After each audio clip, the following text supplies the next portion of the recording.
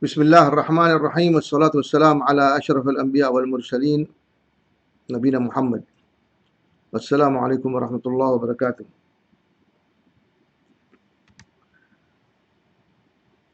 Seperti yang kita sudah jelaskan sebelumnya, untuk peringatan, caranya Syiah membuktikan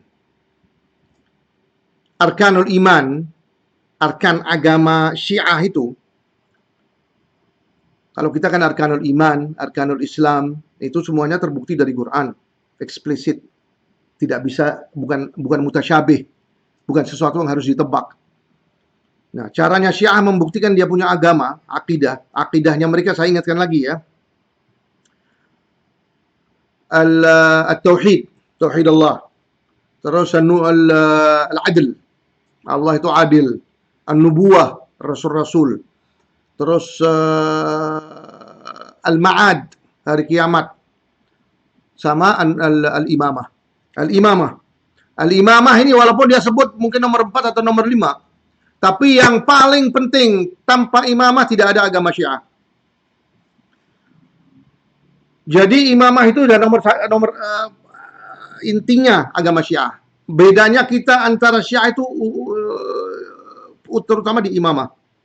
Imam 12 maksum itu. Caranya mereka membuktikan itu adalah yang saya sebut dari buku Ibn al-Mudhaffar. Itu seorang Syi'i tidak diperbolehkan untuk mengikuti marja', yuqallid. Saya sudah sebut juga yuqallid itu meniru. Yuqallid al-maraja'. Maraja' itu adalah wakil-wakil dari Imam al-Mahdi yang mereka, menurut mereka ya, menurut mu'ammim ini yang di terutama di Irak sama di Iran. Jadi menurut mereka tidak boleh taglid, mengikuti sesuatu marja', dan tidak bisa mengikuti nas. Nas itu wahyu, Quran, hadis, sunnah, hadis Rasul dan sebagainya. Itu tidak. Yang pertama itu Quran dan sunnah Rasul kalau ada itu dianggap pendukung, mendukung. Tapi terutama setiap Syi'i dia berkewajiban untuk menggunakan akalnya dia, membuktikan imam-imam 12 itu dan Allah rasul-rasul dan tauhid Allah Subhanahu wa taala dan an-nubuwah, al-ma'ad, itu dia harus mencapai. Dia harus memikir bahwa ada imam 12 namanya dari Al-Mahdi, Ali bin Abi Thalib sampai Al-Mahdi al-Muntadhar. Dilepas. Lo pikir, lo cari sendiri. Kalau lo tidak mencapai itu, kalau Syiah tidak mencapai itu, keyakinan itu, Anda tidak berdosa. Jadi harus menggunakan agel. Saya sudah sebut sebelumnya. Gimana orang menggunakan agel untuk mengetahui ada Allah, ada Rasul namanya Muhammad atau Isa atau Musa. Kalau tidak ada sesuatu nas, yaitu wahyu, yaitu Taurat, Injil atau Quran. Gimana orang mengetahui? Kalau kufar Mekah mengetahui bahwa Nabi Muhammad yang duduk di sampingnya itu adalah Nabi, sebelum dia menerima wahyu dan mengatakan bahwa saya itu Rasulullah dan ini Quran dari Allah, mereka sudah selamat. Jadinya kita tidak perlu Nabi, tidak perlu Rasul kalau kita harus menggunakan akal kita. Jadi itu cara yang diwajibkan oleh Syiah untuk membuktikan akidah Syiah. Di luar itu ada dari Quran, ayat-ayat Quran atau sunnah Rasul SAW, hadis-hadis Rasul itu dianggap hanya support, hanya pendukung. Nah, hari ini kita akan berbincang tentang pendukung ini. Mana yang dianggap pendukung Syiah itu untuk membuktikan agama mereka. Tentu di Quran yang ada, yang sah ini, yang sudah dilindungi sama Allah, dan Allah sudah mengamankan ini Quran dan melindungi ini Quran dari distorsi-distorsi. Tidak ada sesuatu bukti bahwa ada imam 12 menerima wahyu. Sebetulnya itu bukan imam 12, nabi-nabi 12. Karena sifat-sifatnya mereka itu lebih tinggi dari nabi-nabi. Dan mereka menerima wahyu, mereka mempunyai ilmu gaib, matinya kapan dia tahu, bila dia anak mati dia boleh mati, kalau tidak mati tidak perlu mati. Jadi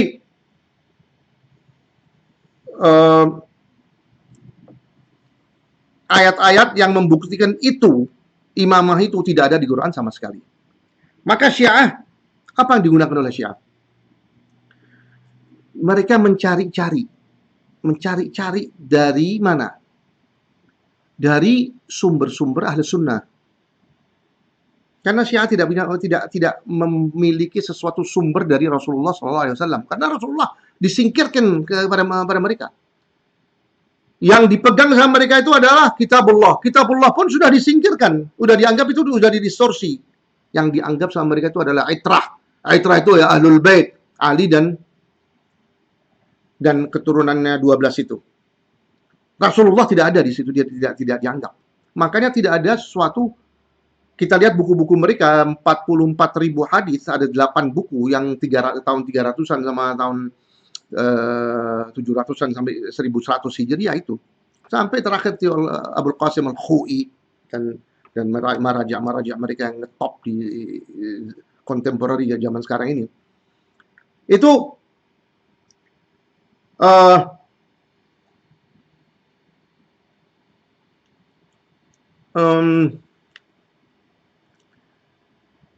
bukti-bukti itu yang dipakai sama mereka, yang digunakan, mereka mencari-cari dari sumber-sumber kita ini ya, sumber-sumber Ahlul Bait, sumber-sumber Ahli Sunnah. Karena seperti saya bilang, mereka tidak punya hadis jalurnya langsung ke Rasulullah sama sekali. Karena itu tidak laku bagi mereka. Adalah sumber-sumber sunnah, ahli sunnah. Quran yang ada ini sekarang. Nah, karena Quran ini tidak ada, mereka mengandalkan takwil. Takwil itu arti ayat ditakwilkan jauh dari artinya. Untuk mendukung klaimnya mereka. Klaimnya Syiah ini. Di surat Al-Imran ayat 4 atau 5. فَأَمَّا الَّذِينَ فِي قُلُوبِهِمْ زَيْغٌ فَيَتَّبِعُونَ مَا تَشَابَهَ مِنْهُ ابْتِغَاءَ الْفِتْنَةِ وَابْتِغَاءَ تَأْوِيلَهِ وَمَا يَعْلَمُ تَأْوِيلَهُ إِلَّا اللَّهُ وَالرَّاسِخُونَ فِي الْعِلْمِ يَقُولُونَ آمَنَّا بِهِ كُلٌّ مِنْ عِنْدِ رَبِّنَا وَمَا يَذَّكَّرُ إِلَّا أُولُو الْأَلْبَابِ. Sebelumnya satu ayat sebelumnya Allah mengatakan wa anzalna ilaikal kitab bil haqq minhu ayatun wa anzalna ilaikal kitaba musaddiqan lima baina yadayhi bukan itu wa anzalna ilaika al-kitab minhu ayatun muhkamat hunna ummul kitab wa ukhar mutasyabihat. Jadi dalam Quran ini Allah menurunkan pada Nabi Muhammad ada ayat-ayat muhkam. Yang muhkam itu tidak bisa dibebani apapun takwil sama sekali. Arkanul Islam harus sumber dukungannya itu adalah dalil-dalilnya itu ayat muhkam bukan mutasyabih. Kalau mutasyabih dikembalikan kepada muhkam atau ada Rasulullah SAW yang hadis-hadis Rasulullah yang menjelaskan artinya. Syiah mengikuti yang mutasyabih. Allah bilang di ayat yang sama, fa ammal ladzina fi qulubihim zayghun, bagi yang di hatinya ada penyakit, maka mereka akan mengikuti ayat-ayat mutasyabih. Apa tujuannya? Untuk fitnah dan untuk mendistorsi, untuk melakukan takwil dan membuat Quran baru, tafsir Quran baru, buku-buku yang artinya ada buku-buku yang tafsir Al-Ayyashi, As-Safi itu semuanya Ali bin Ibrahim Al-Qummi itu tafsirnya mereka yang mengandung takwil. Jadi satu sumber dari yang digunakan Syiah sebagai pendukung otak, akal, yaitu ayat mutasyabih yang ditakwilkan sama mereka seperti ayat 54 atau 55 di surat Al-Maidah. Innama waliyukumullah wa rasuluhu walladzina amanu alladzina yuqimuna as-salata wa ya'tuna az-zakata wa hum raki'un. Itu dianggap adalah bukti keimamannya Ali bin Abi Thalib, padahal tidak ada di situ satu patah kata khilafah atau imamiyah. Tapi itu pembahasan sendiri, itu panjang itu masalah ayat al-wilayah itu. Yang kedua, hadis-hadis yang sumbernya dari ahli sunnah. Ini hadis yang paling ngetop di buku-bukunya Syiah dari awal sampai sekarang. Itu hadis Al-Ghadir. Hadis Al-Ghadir. Hadis Al-Ghadir ini ceritanya begini. Pertama saya akan jelaskan Ghadir Ghadir Khum. Ada daerah di antara Mekah dan Madinah namanya Ghadir Khum. Saya dengar dari muallaf Syiah Solo ada perayaan namanya Godirhum. Saya bingung tuh Godirhum itu apa namanya Godirhum. Terus saya pikir-pikir, saya teliti, oh ternyata Ghadir Khum, bukan Godirhum atau Gobilhum. Ada saudara saya yang ngasih tahu ini lagi Gobilhum. Saya akan buka ini Godirhum ini di mana lokasinya ini.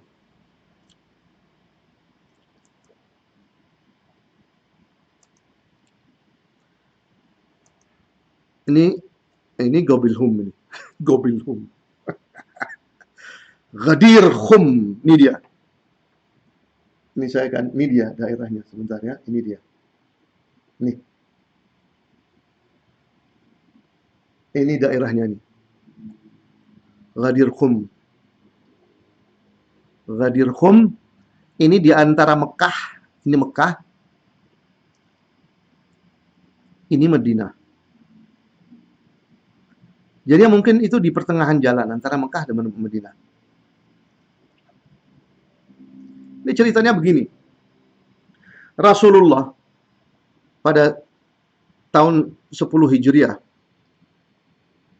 melaksanakan Hajj al-Wada', itu haji terakhir yang dilakukan oleh Rasulullah. Dia ngumpul di sini nih, di Arafah, di Mekah, di Mekah, daerah Mekah lah, Arafah dan sebagainya ya. Setelah selesai haji, dalam perjalanan ke Madinah, berhenti di tempat air ini, Madinah ini, di tempat Madinah di Ghadir Khum ini. Ini dia. Dengan penduduk Madinah, sahabat-sahabatnya Rasulullah SAW di Madinah.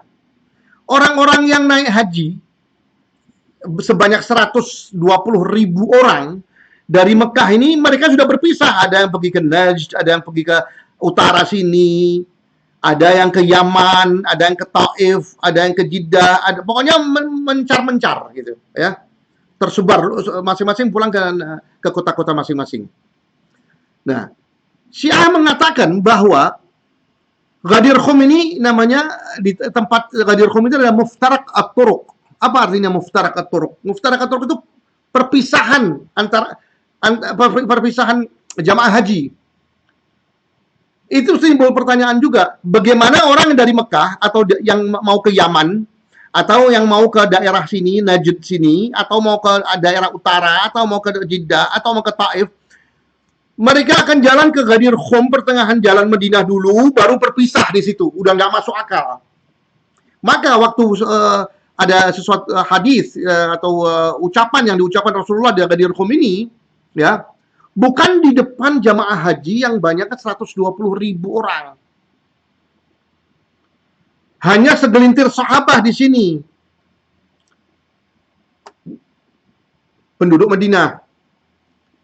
Nah, kenapa saya mengucapkan menyebut itu? Karena Syiah mengatakan bahwa Rasulullah orang-orang yang dari Mekah haji ini pada ngumpul di sini 120.000 orang, maka Rasulullah ngambil kesempatan itu untuk mengangkat Ali bin Abi Thalib jadi khalifah atau jadi imam. Itu sudah suatu pertanyaan yang fatal. Itu dalam konteksnya lain dari konteksnya ucapan Rasulullah ini yang saya akan jelaskan. Maaf ini rekaman akan panjang sedikit, tapi insya Allah bermanfaat bagi ahli sunnah dan bagi syiah. Insya Allah. Nah, ini namanya tadi Ghadir Khum. Ada pasukan yang diutuskan Rasulullah. Pemimpinnya adalah Khalid ibn al-Walid radhiyallahu anhu ke Mekah. Ke mana itu? Ke Yaman. Setelah itu Rasulullah mengutuskan Ali bin Abi Thalib sebagai manajerial untuk membagi-bagi rampasan perang dan sebagainya. Hasil perang dan ya pokoknya al-ghanaim namanya ya, bahasa Arab. Ali bin Abi Thalib mengambil bagiannya dia. Terusnya ada satu perempuan cantik, salah satu tahanan diambil sama Ali bin Abi Thalib, dimanfaatkan sama Ali bin Abi Thalib sebagai tahanan perang, tawanan perang. Sabaya namanya, sabaya. Jadinya kalau dalam perang itu, rampasan perang itu salah satunya itu perempuan-perempuan, anak-anak kecil itu menjadi rampasan. Itu halal bagi di dalam Islam. Sahabat tidak senang hati dengan Ali bin Abi Thalib. Dengan masalah yang terkejadian itu tidak senang hati. Ini adalah ada di buku-buku kita Ahli Sunnah, disahkan pada Imam Ahmad ibn Hanbal. Saya akan bawa nanti hadisnya dan siapa yang perawinya. Itu hadis kita, bukan Ahli Sunnah, bukan Syiah. Tapi dianggap Syiah bahwa ini adalah nomor satu, top markotop hadis yang mendukung keimaman mereka. Dari pemecahan perpisahan tadi sudah jelas tidak masuk akal dan tidak benar, itu memang tidak benar. Terus ceritanya ini Ali bin Abi Thalib ada pertingkaian sama ada sahabat yang tidak, itu namanya siapa itu namanya itu sahabat yang mengadu sama Rasulullah, terus Rasulullah mukanya berubah dan marah dia mendengarkan sahabat mengadu-ngadu tentang Ali bin Abi Thalib radhiyallahu anhu. Salah satu sahabat namanya lupa. Nah, Ali bin Abi Thalib dan pasukan ini yang dari Yaman ini bertemu di Ghadir Khum. Di Ghadir Khum. Sahabat ini yang saya lupa namanya ini, namanya siapa ya, Allah, barusan di lidah saya. Tapi nggak apa-apa lah. Pokoknya salah sahabat itu mengadu sama Rasulullah. Rasulullah marah, Rasulullah mengucapkan kepada sahabat-sahabat hadis yang saya akan sebut ini sekarang ini. Nih. Hadis Al-Ghadir. Sahih Musnad Ahmad bin Hanbal wa Sunan An-Nisa'i. Akhraja Ahmad bin Al-Hanbal bi sanad sahih an Zaid bin Al-Arqam qala nazalna ma'a Rasulullah sallallahu alaihi wasallam biwadin yuqal lahu Wadi Khum. Ghadir Khum itu ya, Wadi Khum. Valley namanya Khum. Fa amara bis salat. Rasulullah memerintahkan ini sahabat pada ikut Rasulullah kepada daerah Ghadir Khum ini. Rasulullah memerintahkan untuk iqamatus shalah. Terus setelah salat dia berpidato mengucapkan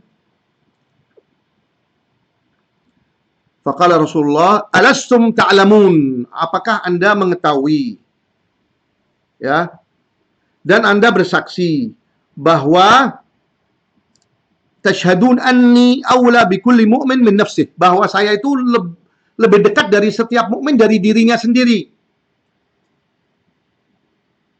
Setiap muslim harus mencintai menganggap saya Rasulullah dan Allah SWT lebih, terutama dia menyebutkan dirinya aula, dekat dan tersayang, dan Anda sayang oleh saya daripada you sayang pada dirimu sendiri. Jawabnya sahabat, benar Rasulullah. Jadi Rasulullah aula bi an bi apa itu aula bi kulli mu'min min nafsih. Ada berapa lafaz tentang hadis tapi artinya sama. Terus dia bilang, "Faman kuntu maulah fa inna aliyan maulahu." Siapa yang sayang sama saya, sayangnya Ali bin Abi Thalib. Allahumma adi man ada wa wali man wala. Dengan lafaz hadis ini disahkan oleh sanadnya ini Ahmad bin Hanbal wa Nisa'i, Sunan An-Nisa'i. Jadi ya sama, kalau saya adalah bagi Anda lebih dekat dari diri Anda sendiri dan Anda sayang sama saya, sayangnya Ali bin Abi Thalib. Kunci katanya itu adalah man kuntu maulah fa Ali maulah. Maulah. Nah,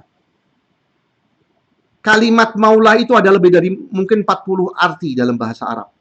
Dalam arti-arti 40 itu tidak ada satu pun namanya khilafah atau imamah atau pemimpin.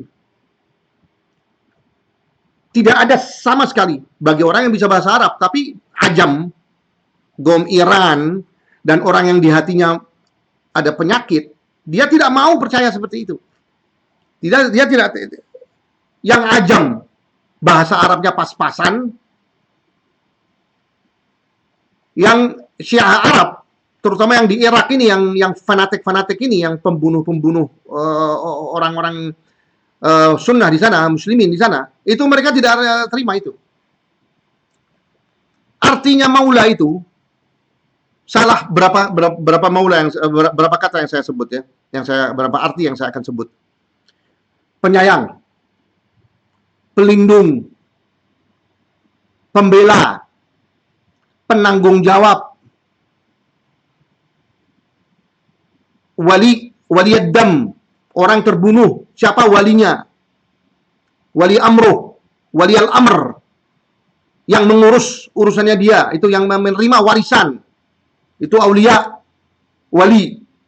Dan di Quran ada puluhan ratusan ayat yang apa itu menggunakan yang tertera di situ nama kata-kata wali, aulia, maula. Maula itu adalah juga waliyuhu itu jadinya hamba. Hamba itu walinya siapa? Walinya hamba itu adalah pemilik itu hamba. Budak. Arti-arti sak jagat dalam arti bahasa Jawa. Tapi tidak ada khilafah. Nah, ini hadis ini ucapan Rasulullah. Dia mengatakan man kuntu ana maula fa hada Ali maula. Apakah bisa bilang man ana khalifatuhu? Di mana saya, barang siapa yang menganggap saya khalifahnya dia, ini Ali khalifahnya dia. Tidak pas, tidak nyambung, karena tidak ada arti seperti itu dalam kata wali ini atau aulia. Kalau wali itu adalah wali itu jadi seperti apa namanya, ketua kota, wali kota. Kita disebut di sini wali kota. Kan bahasa Indonesia wali kota. Pemimpin daerah bekerja di bawahnya khalifah itu masih dia bisa dianggap sebagai pemimpin daerah. Tapi kalau wali atau wali, aulia, maula, itu tidak bisa dipakai sebagai, kalau wali itu ya wali kota itu benar itu. Tapi kalau wali, man kuntu maula, di mana saya itu maula Anda apa itu, saya lebih dekat dari Anda dari diri Anda sendiri. Fahada Ali maula. Sayangilah Ali. Itu maksudnya. Syiah menganggap ini sebagai top markotop hadis yang dianggap itu adalah pengangkatan Ali bin Abi Thalib sebagai apa namanya itu, imam dan khalifah. Nyambungnya di mana itu? Pertama, perkumpulan udah nggak jelas, sekarang konteksnya ini hadis sudah nggak jelas, dan ceritanya hadis pun saya udah sebut. Pasukan dari Yaman bertingkah sama Ali bin Abi Thalib.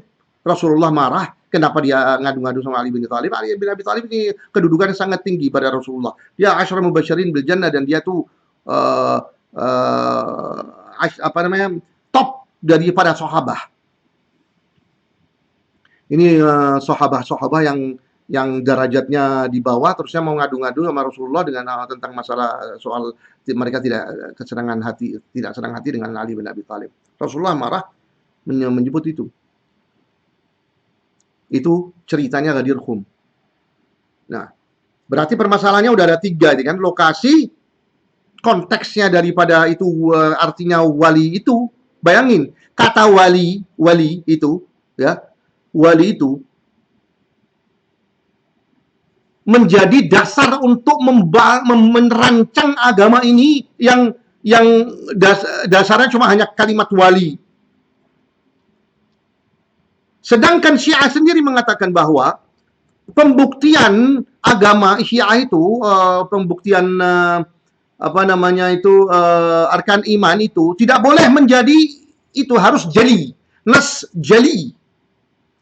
Bahasa Arab jali itu adalah eksplisit, tidak bisa dibebani arti-arti lain.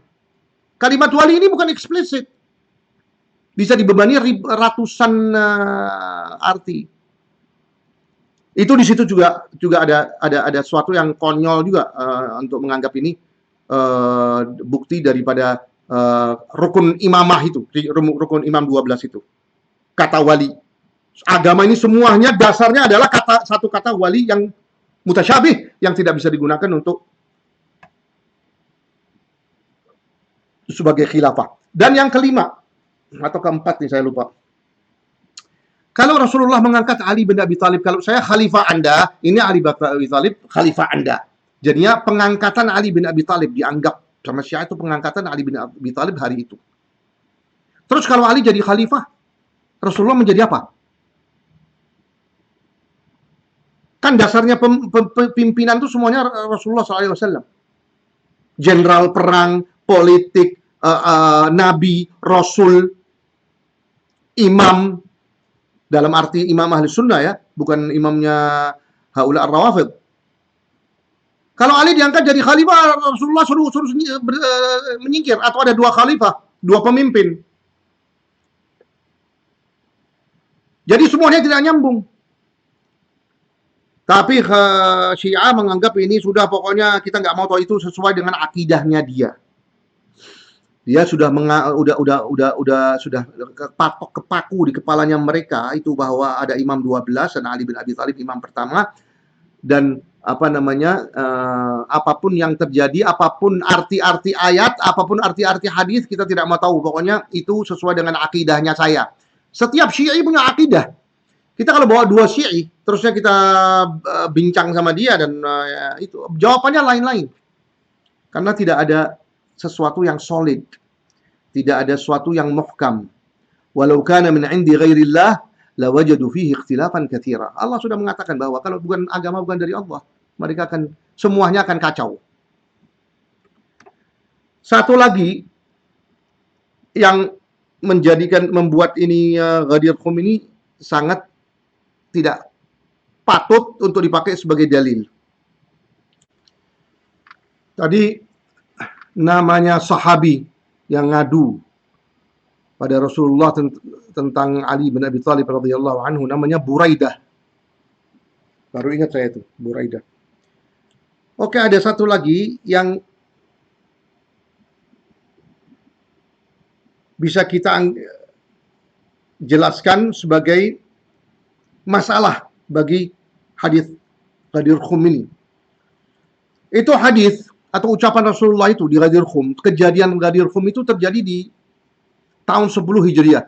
Rasulullah kembali dari Hajjul Wada', bertemu sama berkumpul sama sahabat-sahabat penduduk Madinah di Ghadir Khum, mengucapkan itu tentang man kuntu maula fa hadha ali maula, Allahumma wali man wala wa adi man ada.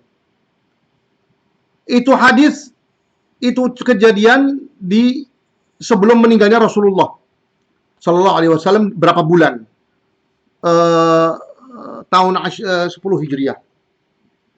Pertanyaannya, Ya Syiah, wahai Syiah. Coba tanya dengan diri Anda sendiri. Rasulullah pertama dia menerima wahyu dari Jibril alaihissalam. Apa yang diucapkan, apa yang didakwahkan pada kufar Mekah, terutama itu apa? Apakah Rasulullah turun menerima wahyu terus ahli Mekah, you harus salat, you harus zakat, you harus som, you harus tidak boleh berzina, tidak boleh mencuri. Apakah itu duluan yang disampaikan oleh Rasulullah? Semua nabi-nabi pertama berdakwah pada kaumnya. Mereka mengatakan, ana abudullah, ma lakum min ilahin ghairuh, afala tattaqun. Sembahlah Allah, beribadah pada Allah. Ketahuilah Allah itu satu. Tinggalkanlah ini bahala-bahala dan patung-patung. Itu dulu. Itu adalah rukun pertama dari arkanul iman dan arkanul Islam. Setelah itu berapa tahun baru Rasulullah turun itu ajaran sholat, turun semua itu ajaran Rasulullah itu wahyu. Yang di Quran itu sholat, ya ayyuhalladzina amanu waqimus sholata wa atuz zakat. Itu semuanya iqamatus shalah dan itu ada di Quran. Caranya bersolat dan rakaat-rakaatnya itu dari Rasulullah itu wahyu juga. Wa ma yantiqu 'anil hawa in huwa illa wahyun yuha.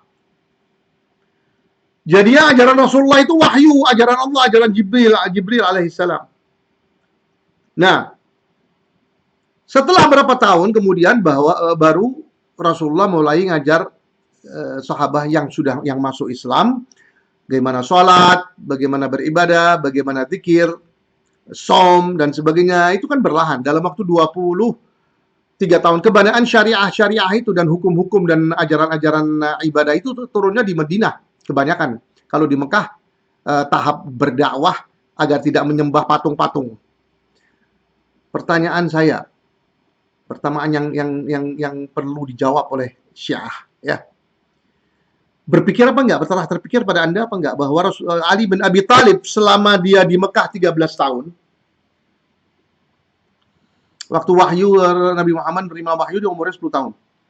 Pernah dia bilang, saya imam pertama, dan ada imam 12 yang akan datang, 11 yang akan datang dari keturunan saya. Pernahkah Rasulullah bilang, ini saya Rasulullah dan Ali ini imam? Itu kan rukun pertama dari arkanul Islam, arkan Syiah. Rukun pertama itu di imamah. Ali bin Abi Thalib pernah mengucapkan bahwa dia imam. Dan dia wajib ta'ah. Dan dia maksum. Dan apapun yang sifat-sifat imam yang disebut Syiah di buku-buku mereka. Di karangan-karangan mereka itu. Coba kalau ada bagi saya satu hadis atau satu riwayat atau satu kejadian. Zaman itu tidak ada Syiah ya. Syiah itu munculnya setelah zamannya Utsman bin Affan. Ibnu Saba, yang bernama Abdullah bin Saba ibn Sauda, yang menciptakan ini Ali adalah radhiyallahu anhu adalah wasi dan pewaris daripada Rasulullah. Nah, di Ghadir Khum itu tahun 10 Hijriah. Salat sudah diturunkan, haji, som, ibadah, zakat, semua sudah turun. Sudah ayat yang di waktu haji itu turun.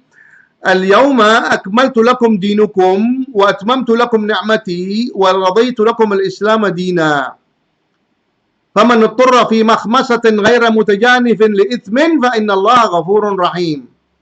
Surat Al-Maidah ayat 6. Al-yawma akmaltu lakum dinukum. Pada saat haji itu agama sudah tamat, sudah lengkap, sudah tidak berkurang satupun. Tidak perlu ditambah-tambah oleh imam-imam baru atau nabi-nabi baru atau tidak perlu lagi. Allah sudah bilang atmamtu lakum ni'mati wa radaitu lakum al-islam madina.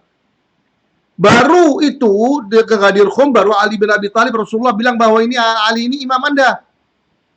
Jadinya rukun dari rukun agama Syiah yang utama ini datangnya mutaakhir.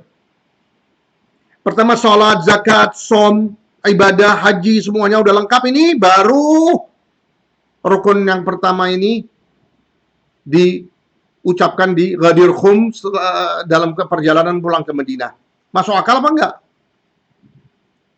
Jadinya bukan rukun pertama itu, tauhid Allah itu yang harus pertama, atau imamah itu yang rukun dari arkanul imam pertama yang diciptakan, yang disebut, yang diajarkan, yang dituntut oleh mukallaf, orang-orang yang akan didakwahkan itu, didakwahi itu. Baru nanti yang lain-lain. Ibadah dan arkan apa itu ajaran-ajaran agama yang lain. Yang namanya itu adalah furu'.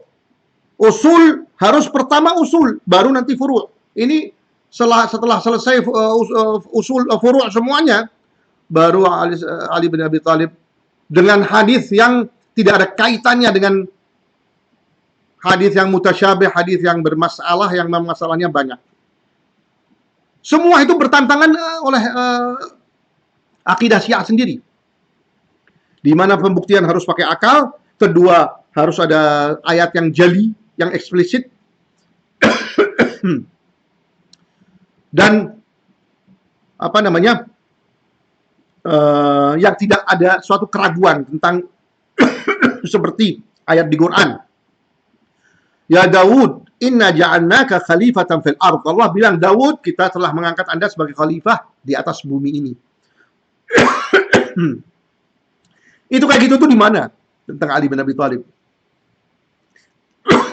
Kita tidak mengurangi martabat Ali bin Abi Thalib. Saya ini dari keturunan, ya, dari keturunan Husaini. Tidak mungkin saya akan mencelak-celak atau menurunkan martabat Ali bin Abi Thalib. Kita hanya menempatkan Ali bin Thalib di tempatnya di mana dia ditempatkan oleh Allah dan Rasulnya. Itulah cara kita menghormati. Bukan membohong-bohong, menciptakan kebohongan untuk memojokkan Ali bin Abi Thalib.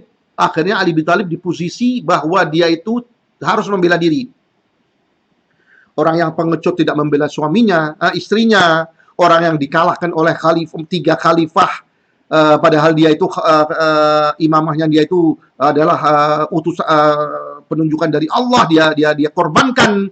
Orang yang apa namanya, yang yang ya pengecut, sifat-sifat yang sifatnya tidak patut yang di buku-buku Syiah itu. Nah, Syiah kalau kita mendengarkan hak seperti yang saya ucapkan ini, mereka bilang, ini nasibi.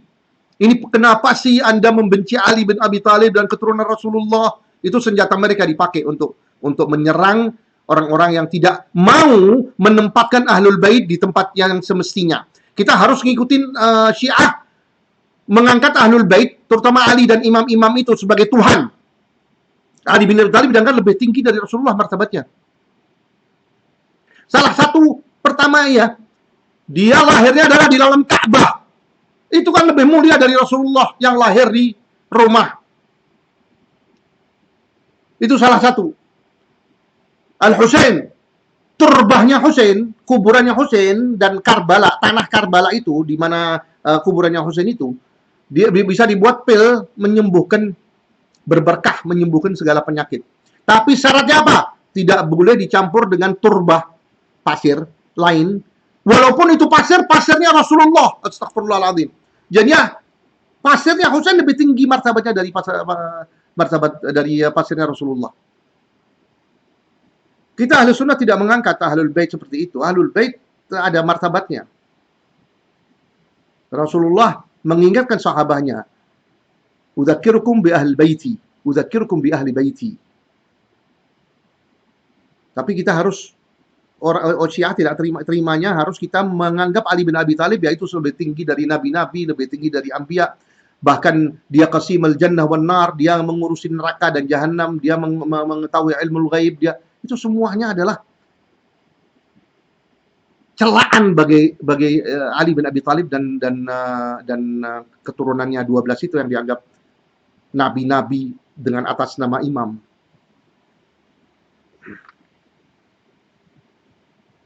Gitulah Syiah.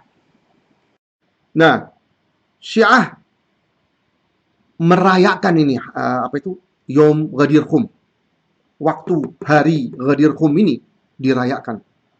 Ada sholat, ada syair, ada sunnah, ada puasa, ada raya-raya, ada takbir, mukulin kepala, ada macam-macam dibuat sebagai perayaan. Sebetulnya nih Syiah ini di Irak sama di Iran ini, ya, sama di Madinah, sama di Lebanon, sama Syiah disibukkan oleh acara-acara, ratusan acara. Setiap bulan ada acara. Ghadir Khum acara, Arba'in acara, ziarah ini acara, ziarah kuburan itu acara, ziarah. Mereka dialihkan semuanya, akhirnya mereka tidak tahu agamanya sama sekali, cuma hanya ngikutin seperti kambing congek. Dan di belakangnya ada uang yang ditabur-tabur, yang disebar-sebar di kuburan-kuburan yang dianggap kuburan magam-magam yang dianggap mukaddas, yang dibuat ziarah-ziarah itu, mereka menciptakan kuburan-kuburan yang bohong itu kuburan, tapi untuk menggiring ini Syiah untuk cari uang. Coba itu khumus dibatalkan, ini agama udah nggak bertahan lagi, tidak ada yang akan menjadi marja untuk menipu-nipu Syiah. Jadi Ghadir Khum ini adalah hadis yang corrupt, yang dibuat sebagai primadonanya bukti untuk membuktikan imamah ini. Dan kasihan banget, ini orang-orang awam Syiah ini tidak tahu ceritanya ini dan arti-artinya ini. Pokoknya mereka ikutin apa kata buku-buku mereka, yang sumbernya itu bukan maksum juga. Jadi ini salah satu informasi bagi Syiah dan Sunnah agar bermanfaat dan menerangkan, menjelaskan bahwa ini agama yang rapuh, yang buatan manusia, yang tidak bisa dipertahankan sama sekali. Kalau ini agama Allah, pasti ada dukungannya dari Quran dan dari Sunnah. Tadi saya bilang